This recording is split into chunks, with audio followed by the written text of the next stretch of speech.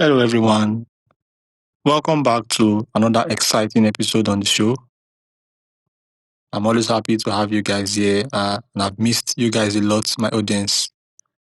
And you guys know this podcast is designed to help you start thinking differently and take control of your life. And as always, I remain your host, Darlington. Our guest today is Dr. David Marcus, a clinical psychologist with 40 years of experience helping families navigate stress, conflict, and the challenges of raising emotionally healthy children. In a world where parents are dealing with social media, constant technology, financial pressure, divorce, co-parenting, and increasingly complex family dynamics, many parents are relying on communication patterns they learned growing up, patterns that may no longer work. Our guest today specializes in helping parents develop a common emotional language with their children and with each other. It teaches practical strategies for becoming a soothing presence, helping children manage intense emotions, and creating a home where honest communication feels safe. He also brings extensive experience working with high conflict families, divorce, parent-child relationships, and child advocacy. Today, we are going to explore what emotionally healthy parenting actually looks like and how parents can build stronger connections with their children. David, welcome to the show. Well, thanks for having me, Darlington. I appreciate it. All right, thank you so much. And I hope you enjoyed that introduction. No, that was fine. Thank you. Okay. So, after 40 years of working with families, what is one parenting mistake you see repeatedly that parents don't realize they are making? Well, there's a chapter in my book simply called What Gets in the Way, because there are certain things that parents do that get in the way of their children being able to express themselves emotionally to their parent. There are some obvious ones, like if the parent gets defensive and angry that the child is upset with them, well, that'll make it unsafe for the child to share whatever's going on with them with the parent, especially with young children, because young children, before the tweens, are pretty much geared to please their parents. So if their parents are not pleased with them, they feel bad about themselves. That changes in the teenage years when, well, teenagers really don't care that much what their parents think of them anymore. They think about what their friends think about them more than their parents. But young children, no, that's not the case. So that's one thing that can happen. The other, they can try to make this is going to sound pretty radical to your audience. This is 40 years of experience talking. The other thing that parents do is they try to make their child feel better. Now, that sounds like a good idea, except the way parents typically do it is not helpful. For instance, a child's trying to express, hey, I'm upset about something, or I'm angry, or I'm frustrated. And they describe a situation, and before they even finish describing the situation, the parent says, oh, I know just what you should do. I went through this too. And they go into their own little story about how they coped with it. And this is what you should do too. And the child will listen to that very politely. But in essence, the child is really not ready to hear an explanation of what they should do because they really need to empty out their emotions first. And that's actually the therapeutic part of therapeutic parenting is parents being what I term a soothing presence, somebody who can actually be okay when their children are not and help them to express themselves. So that's a common one that gets in the way. Make feel better can also be like distracting a child or making a joke out of what they're saying or, redirecting them or giving them sort of just a saying that's supposed to make them feel better. Oh, things will just get better. Don't worry about it. Or, bad things happen and, to everybody. They're just these platitudes that cut off the child from being able to speak, and they don't really mean anything to the child. So the child will clam up, especially the young child, because can you imagine a 5 or 6 year old turning to their parents and saying, Hey, Dad, will you just be quiet and let me talk? No, a 5 or 6 year old's not going to do that. They're just going to listen politely. And so the parent feels like, okay, we've talked about this and everything's fine. And then 2 or 3 days later, a similar incident occurs. The child is just as upset as they were 2 or 3 days ago. And the parent is, confused because I thought we had talked about this. Well, no, the parent had talked at the child and tried to make them feel better, but that didn't help them work through whatever the difficulty was. And that's a parent's true job, is to help their child to uh, develop emotionally. And there are steps that are involved in helping a child to develop emotionally. And that's what I talk about with all the parents that I see. That's what's in the book, Parent RX, what parent says, what child says at different ages and different scenarios, so that they can understand this is how you actually go about it. This is what you actually say, and this is how come. So, I've had to go through this with many, many, many families, obviously, over the years.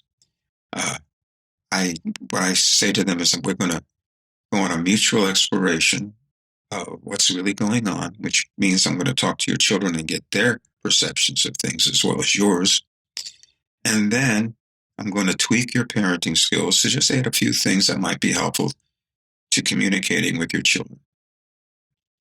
And that encourages parents, and because it's a mutual thing. It's a merger experience between me and the parents that I'm seeing. Same thing with the children. It's a merger experience with them as well, but in a different light. All of this requires explaining the process, but you asked me what gets in the way. These are the things that get in the way. The other things that get in the way, I'll continue if it's all right with you. Is that all right, Darlington? Should I continue? Yeah, sure, David, you can continue. Okay, thank you. Interrupt me if you have any questions or comments. I'd appreciate it. Okay. You mentioned in your introduction what's going on in today's world as far as being a parent, and that's really accurate. Uh, Social media, video games, computers, laptops, two-income families.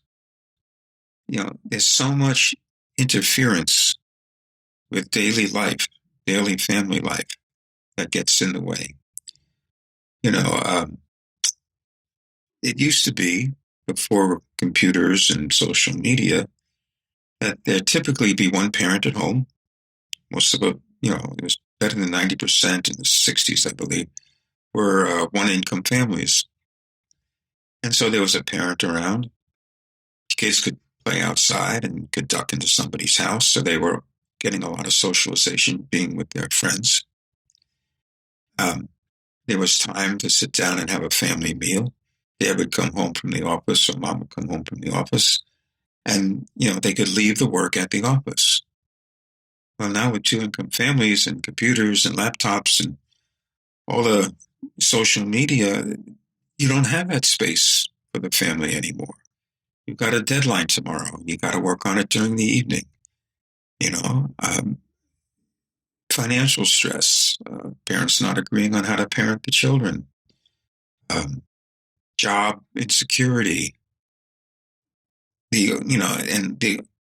so much stimulation in the house with games and TVs and computers, like I said, that's a stress on families.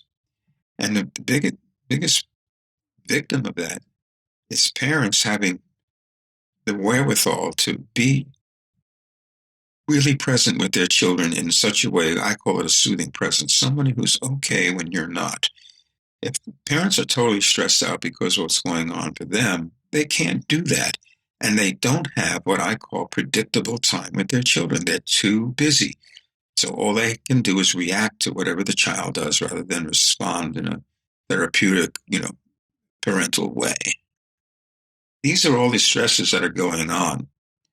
Children get less socialization because they're always in front of a screen. They're not out playing with their friends. Well, I'm listing this whole litany of things that are makes it much more difficult to parent today than it was, 30, 40 years ago, even 20 years ago. So that's what we're facing today.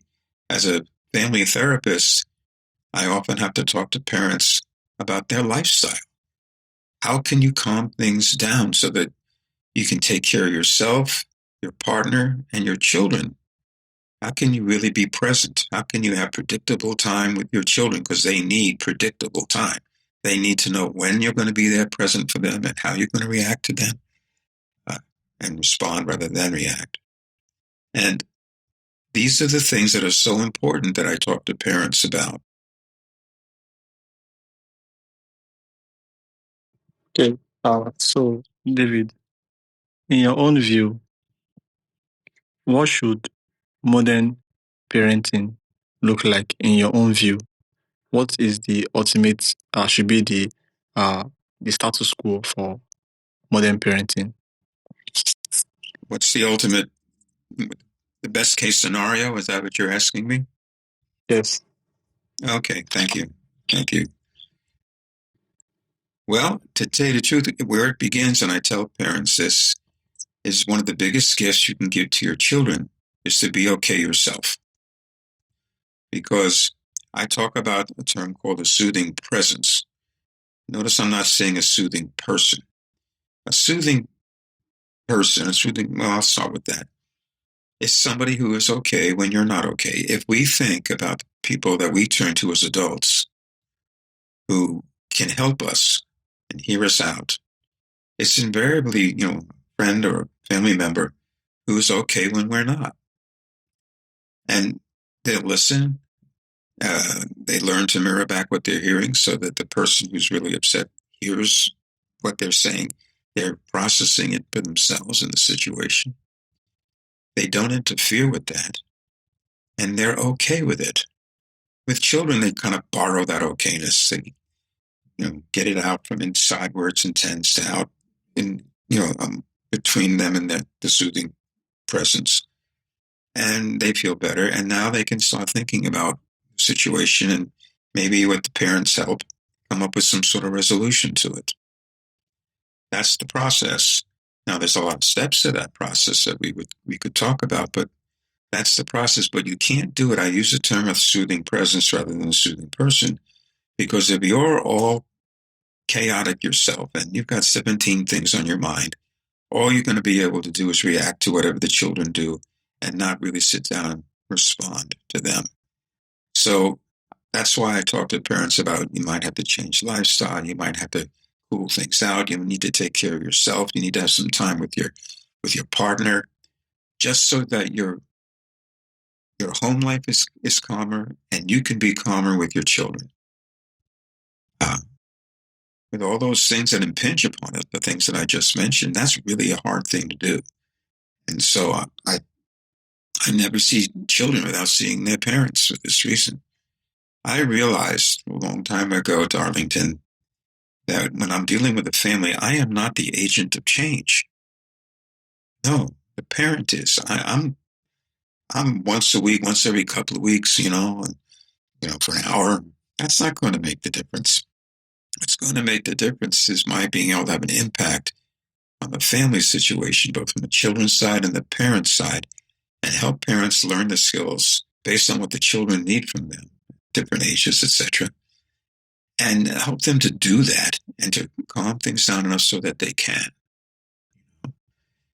And so that's why I don't see children without seeing their parents, because the parents are the agent of change. What I tell parents is once you have these skills and you have access to your children's emotional well-being and emotional communication that you develop with them, you'll have influence over them. Having access to them is emotionally is having influence. And, then they'll come to me and say, this is what I've done with my child and it seemed to help. I say, okay, then we're done. You have the skills. You have the access to your child that you didn't have before. And now you can have that kind of influence. So I tell parents all the time, the idea of coming to see me is to get rid of me. Because once you have those skills, once you see, their behavior change or there's a calmer home situation, more productive, more emotionally connected, you don't need me anymore. You've got what you need to be an emotional support person to your child. So, in a small nutshell, that's what the goal is. How to do it depends on the family. Depends, I have to talk to parents about their own history because often we parented the way we were parented. Makes sense. That doesn't always mean that's good, but it's what we know. And so how do we tweak that? How do we make that better? How do we add more therapeutic parenting techniques to what you're doing so that your child can thrive emotionally? That's the goal. Okay, David, thank you so much. So moving on, talking about parents who might have trained their child in the wrong way according to your own experience. How can you begin to navigate those children back to a better way? Is there a way back for them? That's a good question. I just mentioned that I often have to see parents by themselves or as a couple because I often do this because, like I said, they parent the way they were parented. And there's a process, Darlington, called internalization, where children take in emotional reactions even below their level of awareness. All right. And one of the things that children take in from their parents, literally without words, is how to react to stress. Okay. If your parents get, real loud and yell, chances are you'll do the same thing when you're under stress. That's what's been internalized. That's the reaction that's expected. And so I have to make the parents aware where that's coming from so that they realize, hey, it's not my child or my partner that's making me scream and yell. It's something that's within me that they're tapping into that predates them by a long shot, you know. And so once they realize that, they can sort of take a step back and say, okay, I don't want to go this way because I know where it's going to end up and I know where it's coming from. And it's not this situation, it's what's inside of me, my own emotional history. So that's part of it. I see couples and I see families as well because oftentimes there's a conflict with how they communicate with each other and or parenting styles. They were brought up differently. And so, they don't agree.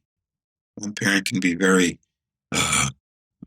forgiving and tender, and the other parent says, no, a child needs, structure and rules and things like that. Neither one of them is wrong. It's just that they don't agree, and parents need to have a level playing. They need to be on the same page as far as how to parent their children. This is one of the things that breaks couples up when they can't agree on how to raise their children. There's a lot of things that break couples up, but that's one of them. The other is very poor communication. And I have to help them with that too. I help them to come up with a common emotional language. Words like, support, intimacy, companionship. These are words that people define based on their own experiences. And if they don't have the same experiences, they think they're being supportive, but the other person doesn't feel that way. And they can go back and forth just bandying about that word, and nobody really understands the other because they don't realize they're defining it differently. That's not been my experience, so therefore you're wrong. No, we just have a different definition for it. So I help them come up with a common emotional language so that they can communicate on the same level. Communication, modes of communication. One parent one parent was brought up where children are seen but not heard. We don't talk about emotions. The other one's brought up with a very emotional family where they're, where they did talk things out, or they would express emotions intensely, like arguing or yelling or whatever it might be. But those are two very different ways of dealing with, emotions. And they get, peeved with one another. They don't understand. I mean, let's settle this thing right now. No, I need to think about it. What do you mean you need to think about it? Let's just do it. No. And neither one is wrong. It's just the way they were brought up. So we have to come to some sort of common way of communicating. We have to set aside time in our day to communicate and not just run around and try to put out the next fire, whatever that might be. You need time as a couple. Now, I'm not saying, go on vacation for 5 days and leave your kids, with money to buy pizza. Of course, I'm not doing that. But I'm talking about regular communication daily, really, so things don't build up. So there's a lot to this. Families are systems, and everybody affects everybody else all the time. And so you have to work all ends against the middle, which is what I try to do by seeing the parents, the children, the parents as a couple, kids individually, the parents individually. Sometimes it just depends on the situation.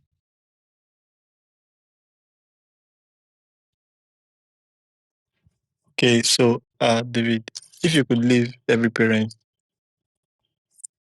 like every parent listening right now, because we definitely have some parents who are listening.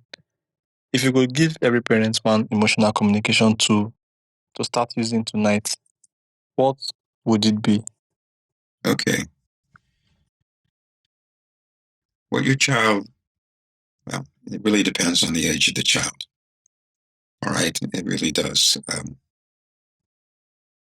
Okay. I'm going to mention 4 what I call assumptions of emotionality that parents, they're silent assumptions about their children. They go from younger to older. But if any of these assumptions are incorrect, your child will not be able to talk to you, or they'll say, I don't know, or, change the subject, whatever it might be. So this will kind of lead to what parents need to do. The earliest assumption, the earliest in age, is the assumption that children actually experience their emotions. Now, in almost all cases, this is an assumption that is true. Parents can say it's a given. Most children know when they're angry, when they're sad, when they're, frustrated. They may not have the words for it, but they know they're feeling it. And that's good, because it's only in cases of extreme abuse and neglect at a very early age that a child will literally just not even let themselves experience their emotions because they're way too intense. And so, and I've only seen a couple of children like that in the 40 years of practice. And the reason I knew they just didn't have their emotions is because they could not play. They had no imagination. And that was kind of frightening, because somebody who feels nothing can do anything that they want and feel nothing. You're talking about sociopaths who can do something really, really harmful and not feel anything about it. Well, in private practice, I don't see children like that, mainly because, parents are bringing their children in. They care enough about them, that's not the way it's going to be. The second assumption, when they're a little older, is they can experience their emotions, but can they tolerate the intensity of those emotions? Young children experience their emotions very intensely. Any parent of a young child knows about temper tantrums and screaming fits and meltdowns, So how do you help a child to tolerate the intensity of their emotions? That's where the soothing presence comes in. The child can borrow the okayness of the parent for a while, calm down and express themselves. But that's the third assumption. The child has their emotions. They can tolerate the intensity. Do they have the language to express it verbally rather than behaviorally? Right. That's another skill that parents need to understand. How do you develop your child's emotional language, and even more so, coming up with a common emotional language where the emotional words that the child uses have the same meaning as they do to the parent. That's another skill that needs to be talked about, which I talk to parents about all the time. And then the last one, the highest up on the developmental scale, child has their emotions. They can tolerate the intensity with a soothing presence. Their parents have helped them to develop an emotional language. The last one, which is big with teenagers, is it safe for me to express myself to this parent? What kind of reaction am I going to get? And I just told you all the things that could get in the way of them being able to express themselves. That's where those come in. So you're asking me what parents can do? If it's a very young child, learn how to develop take care of yourself, agree with your partner, change your lifestyle if you need to so that you have some peace, so you can then be a soothing presence for your child. Mirror back what you hear. I hear you saying this, I hear you saying that in a calm voice. Don't put in your own interpretation. Don't sum it up. Don't do anything. Just let the child use their own words to express it to you. And all you're there to do is to repeat back to them what they hear in your calm, what you hear in a calm, soothing way. Okay. Next, in the history that you have with this child, don't get in their way of doing this. Don't get defensive. Don't change the subject. Don't try to make them feel better. All the things that we talked about earlier. And finally, when you feel that they're really a term you emptied out, just more process than we're talking about right now, but okay. Once they're emptied out, you mirror back what I heard you say this. Does mommy get it? Yeah, you get it. And here's the next part that is very important. Based on how you see it or how you feel, no wonder you do what you do. No wonder you feel the way you do. Now, what you're doing is validating that they're allowed to have those feelings. You're not validating the behavior sometimes. In fact, you're not. But you are validating their emotions. Now, what have you done here, Darlington? Well, there's a common word for what you've just done, and it's an important word. When somebody listens to you and really listens, you can tell because they're mirroring back what they heard, and then validates it by saying, no wonder you feel that way, or when did this happen, then somebody just joined us, then you have shown them what we commonly call respect. When you feel truly listened to and taken seriously, you feel respected. And the last step in what we're talking about is when you say, okay, now that we've figured this out, what can we do together to make this situation better, either at home or with the situation at school or whatever it might be? And they come up with a solution. You help them to do that. We'll try this out. And that leads to the last word of this process. What the child has done and what the parent has helped the child do is gain wisdom. Gain wisdom. Been there, done that, know what to do the next time. That's wisdom. And that's a lifelong process. So the legacy of being a soothing parent and going through all these steps is that the child can now soothe themselves because they internalize that soothing presence. And now they can soothe themselves and their children. Okay. Darlington, you there? Yes. Okay. Somebody joined us there for a second. Joanne Fawcett or somebody. I don't know. Yeah, I think Okay. that's I have another guest. Oh, I'm sorry. But in any case, these are the developmental reasons how you do that. It's the actual how-tos. You're asking me what you need to do, but how to do it is a real learning experience, especially if you're not used to it. You know what I mean? How do you handle your own regressions back to internalized responses? How do you develop this emotional language? How do you make it feel safe? How do you, have predictable time with your children and predictable responses to them so that they know you're really there for them? there's so much to this, that it's not simple. I mean, I deal with families. It's funny, with some families, I've even become a Quicken category, because I'll see them, I'll see their brother and sister and their kids, and it just because they all need to know how to do this. And that's what I've spent my career doing, helping parents to really connect with their children and actually with their partner for the good of the children, and how to adjust life so that the world doesn't just make it so difficult for them to parent. All right. So, David, for those who would like to connect with you and learn more about what you do and your book. Oh, sure. Okay. The book is in process. It's not out yet. I'll be in touch with people like yourself after that. But what they can do is, I have a website, www.parentrx, PARENTRX, like parent prescription, .org, parentrx.org. And I have if they want to consult with me, I have an email address, which is DSMARCUSPHD.